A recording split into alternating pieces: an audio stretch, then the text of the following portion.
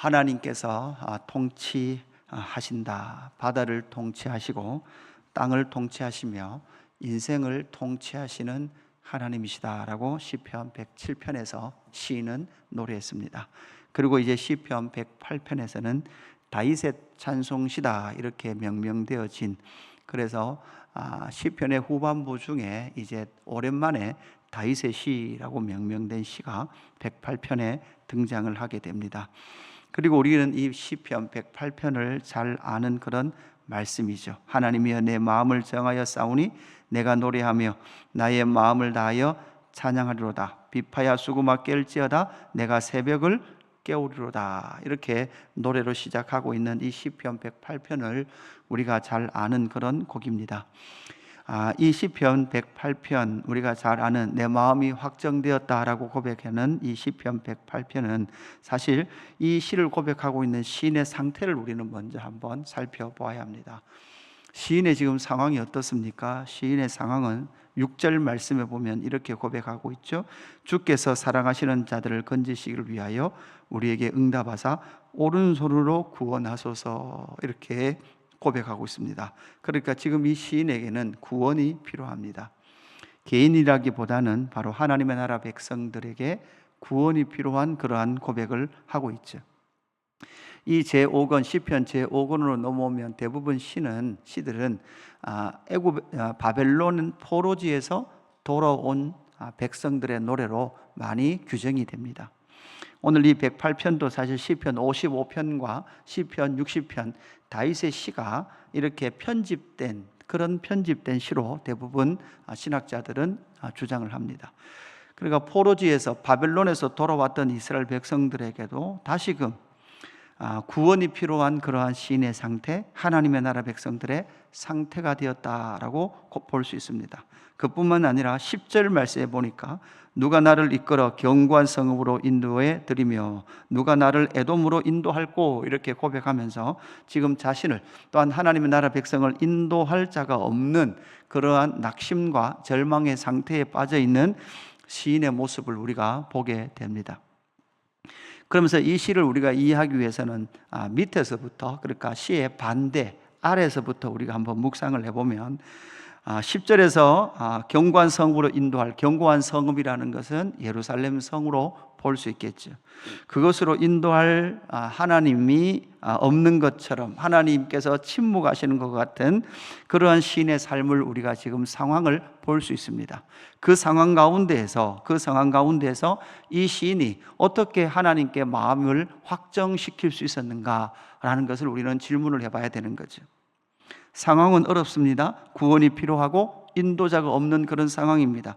그럴 때 이 시인은 하나님과의 동행을 갈망하고 있다라는 사실입니다. 11절부터 12절, 13절 내용이 무엇입니까? 하나님이여 주께서 우리를 버리지 아니하셨나이까, 이렇게 고백하면서 사실 하나님께서 우리를 버렸다라고 고백을 하지만 그럼에도 불구하고 지금 이 시인은 누구에게 기도하고 있습니까? 하나님께 기도하고 있습니다. 상황은 버린 것 같습니다.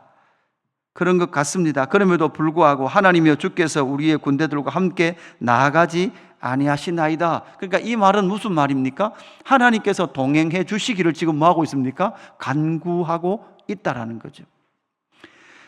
자신의 삶의 상황은 흔들린 것 같고 하나님의 나라 백성들은 지금 구원자가 없는 것 같습니다. 그러나 이 시인은 하나님 앞에서 자신의 마음을 확증할 수 있었던 이유는 하나님 앞에서 하나님과의 동행을 지금 뭐 하고 있습니까? 간구하고 있다라는 거죠. 하나님이 우리를 도와주지 않는다면, 하나님이 대적을 치고 우리를 구원하지 않는다면 우리의 구원은 헛되다, 이렇게 고백하고 있습니다. 그러니까 하나님께서 함께 하신다면 13절 우리가 하나님을 의지하고 용감히 행하리니, 이렇게 고백을 하고 있는 거죠. 자신의 삶은 위기가 있고 흔들리고 하나님 나라 백성들은 지금 구원자가 없는 그런 상황 가운데 있음에도 불구하고 이 시인은 그 민족을 대표해서, 하나님의 나라를 대표해서 지금 무엇을 하고 있습니까? 하나님이여 우리와 동행해 주시옵소서라고 기도하고 있습니다. 이렇게 기도할 때에 하나님께서 동행하신다라는 그 확신이 생겼고 믿음이 생길 때 이 시인은 내 마음이 확정되었습니다 라고 그렇게 노래하게 된다라는 것이죠. 두 번째는 무엇입니까? 7절부터 9절까지죠. 여러분 7절부터 9절까지 이런 말씀이 있습니다. 하나님이 그의 성소에서 말씀하시되, 하나님이 그의 성소에서 말씀하고 계시죠. 내가 기뻐하리라. 내가 세겜을 나누며 숫꽃 골짜기를 측량하리라. 길르앗이 내 것이요 므낫세도 내 것이며 에브라임은 내 머리에 투구요 유다는 나의 규며, 이렇게 고백하고 있죠. 여러분 이게 지리적으로 보면 동서남북, 그러니까 이스라엘 땅의 동서남북 전체를 이야기하고 있습니다. 그러니까 이 모든 하나님의 나라라고 말하는 이스라엘 땅 가운데 누가 통치하고 있습니까? 하나님께서 통치하고 계십니다. 그 통치하고 계신 것은 성소에서 말씀하고 계시는 것이죠.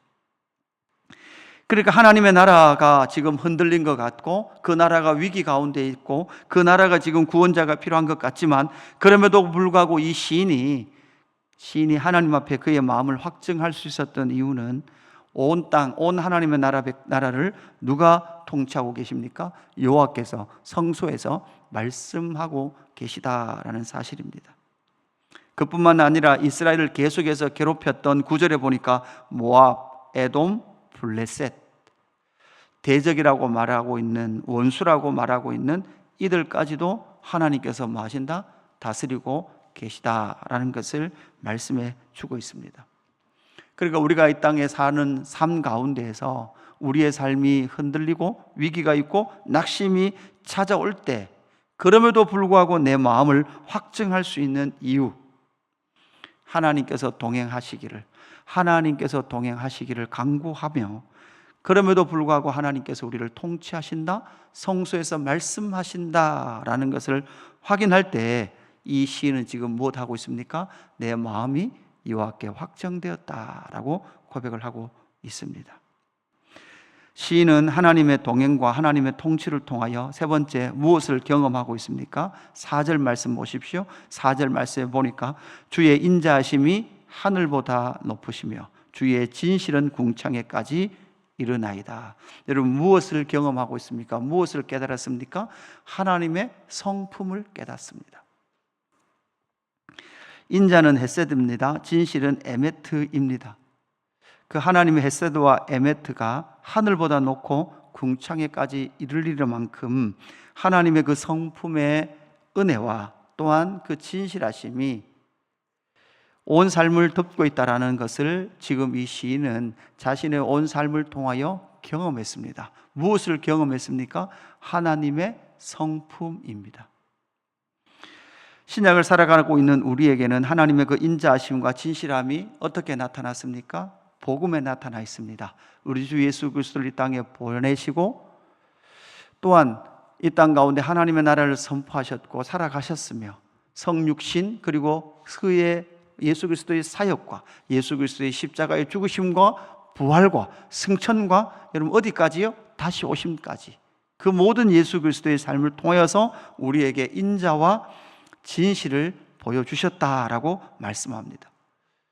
여러분 이것을 온전히 경험하고 하나님의 성품을 맛보아 알 때 이제 시편 108편 1절 2절 3절 그 마음이 나의 마음이 정하여 싸우며 나의 마음을 다하여 찬양하리로다라는 찬양이 이 시인의 입에서 고백되어지더라라는 사실이죠. 우리의 마음을 어떻게 정할 수 있습니까? 우리의 마음을 어떻게 확정할 수 있습니까? 우리도 우리의 마음을 잘 몰라요. 사람도 내가 나의 마음을 잘 모르죠.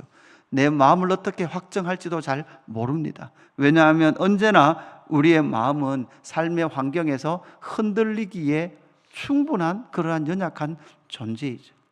그 내 연약한 마음이라는 것을 붙들고 살아가고 있는 내 자신이 어떻게 담대하게 이렇게 하나님 앞에서 하나님이여 내 마음을 정하여 싸우니 확정했다라는 거죠. 내 마음이 확정되었다라고 고백하는 이 고백은 단지 감정적인 것이나 내 기분에 근거한 것이 아니라 모두 다 하나님께서 동행하신다, 하나님이 통치하신다, 그리고 하나님의 온전하신 그 인자와 진실한 성품을 경험했을 때 이 시인은 흔들리는 자기의 마음이 여호와께로 확정되었다라고 그렇게 고백을 하고 있고, 새벽을 깨우며 하나님 앞에 나가고 있더라라는 것이 오늘 시편 108편에서 고백되고 있는 시인의 고백입니다.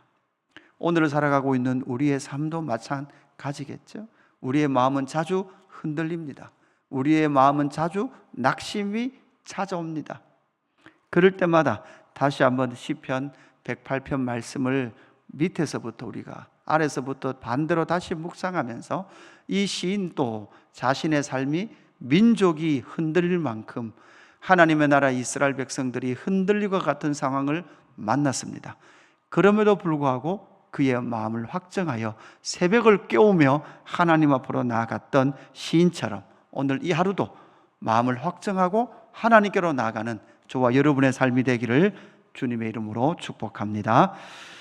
아버지 하나님 감사합니다. 그렇습니다. 시편 108편에 고백했던 시인과 같이 우리의 삶도 환경도 자주 흔들리는 것 같습니다. 폭풍성을 때로는 걷는 것 같습니다. 그럼에도 불구하고 이 시인이 하나님께로 마음을 확정했던 것처럼 하나님, 우리가 하나님 앞에 우리의 마음을 확정하기를 원하오니 주여 은혜를 베풀어 주시옵소서. 하나님, 우리와 동행하여 주시옵소서. 우리가 예수님 안에, 예수님이 우리 안에 거하지 않으면 우리는 결코 주님과 동행할 수 없사오니 예수님 안에 거하는 우리의 삶이 될 수 있도록 인도하여 주옵소서. 하나님께서 우리를 통치하신다는 사실을 믿고 그 통치 가운데 우리 주 예수 그리스도를 통하여 하나님의 인자와 진실한 성품을 배워가는 저희들 되게 하여 주옵소서. 그래서 우리의 온 삶이, 온 마음이 여호와께 확증되어서 여호와를 찬양하며 새벽을 깨우며 나가는 믿음의 삶 올려드리게 하여 주옵소서. 감사함을 드리며 구주 예수 그리스도의 이름으로 기도드리옵나이다. 아멘.